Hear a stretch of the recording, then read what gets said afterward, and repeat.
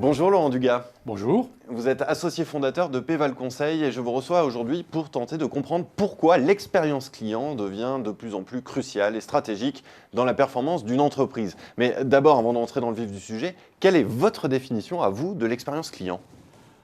À mon sens, c'est le résultat de l'interaction entre votre entreprise et un client, sur la durée de leur relation.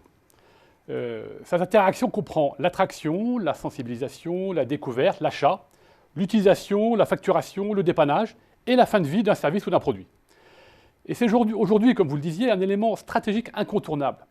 Même une entreprise comme Apple, dont on pourrait penser que les produits font la différence, investit massivement sur l'expérience client.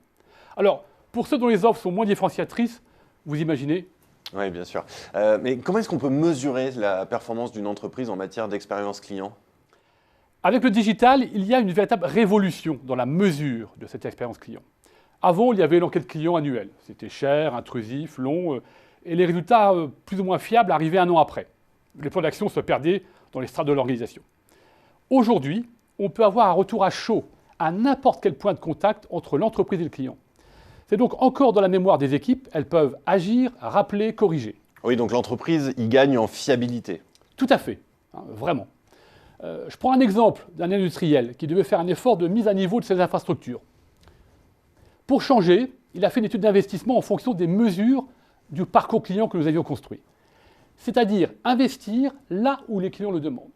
Ensuite, il a comparé avec le dossier réalisé par son bureau d'études. Et il a réalisé que les investissements n'étaient pas aux mêmes endroits et variaient fortement sur le montant.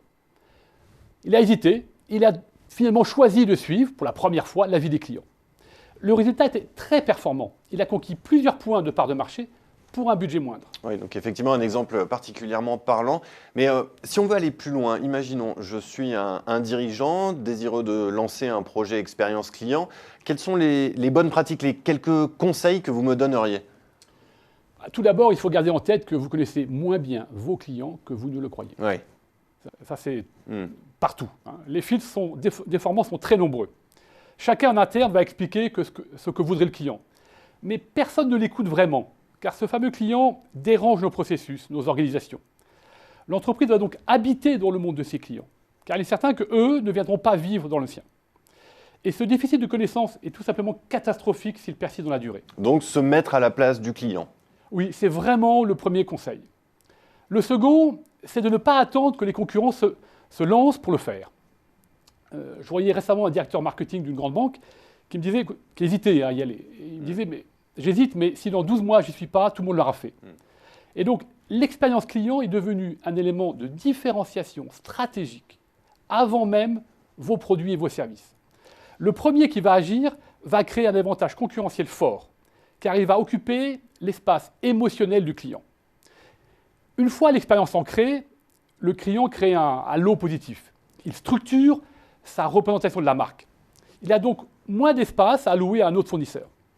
Imaginez aujourd'hui un hôtelier qui ne gérerait pas son expérience client. S'il ne le fait pas, TripAdvisor signe son arrêt de mort. Le client ira ailleurs. Pour conclure, Laurent Dugas, à quel risque s'exposeraient les entreprises qui tarderaient à se lancer dans un projet d'expérience client ou carrément qui délaisseraient cette question? Bien, je pense à une anecdote. Dans une très grande banque, le senior banker, c'est le super commercial qui gère toute la relation avec un grand client. Et il organise un dîner avec un décideur de ce client dans un excellent restaurant de viande, pensant lui faire plaisir. Or, ce client est indien. Donc, arrivé à table, le client annonce qu'il est végétarien. Et je crois que finalement, il n'y avait que du céleri rémoulade pour le satisfaire. Mais étonnamment, le business avec ce client ne s'est pas développé. Mais le senior bancaire connaît très bien son client et il le jure encore. Et encore une anecdote particulièrement parlante. Merci Laurent Dugas. Et pour ceux qui veulent en savoir plus, je vous invite à vous connecter sur le blog de Péval ou bien à contacter Péval directement. Merci encore. Merci.